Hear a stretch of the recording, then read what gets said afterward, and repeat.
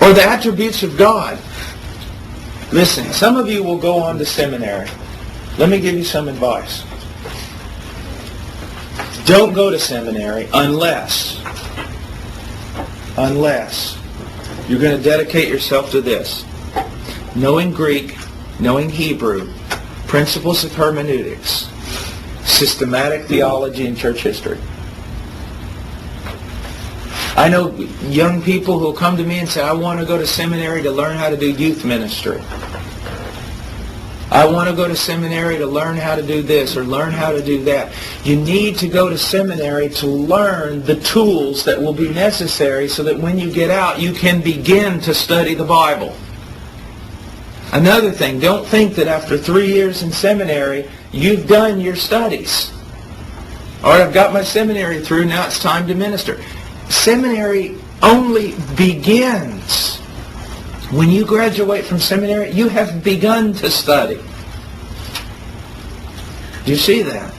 We go to seminary to get the tools, because if you know how to properly interpret Scripture, if you know how to think systematically, if you know church history, which will help you see the successes and failures and heresies and truths, give you something to compare yourself to, then whatever ministry, whatever task you want to carry out, all you do is you go this Bible. You find out how to do it.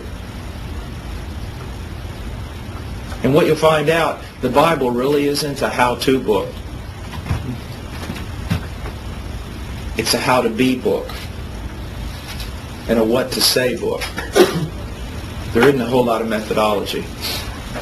Why? Because men are changed through the communication of truth, not through methods.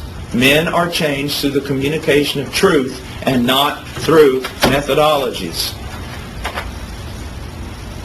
And even though we can learn things about evangelism and other things, I would be very, very careful of going into Scripture looking for a methodology. That's where most methodologies begin. Do you realize that? People go into Scripture and proof text, pull out a whole bunch of stuff, and create a new system of doing this or a new system of doing that. We don't see that in the New Testament. What do we see? Godly living and proclamation. Godly living and proclamation. We don't see much methodology. Now, let's go on in chapter 1 to God's motive for sending the Son. Let's go ahead right now and take a 10-minute break. It's 7 o'clock. Let's take a break for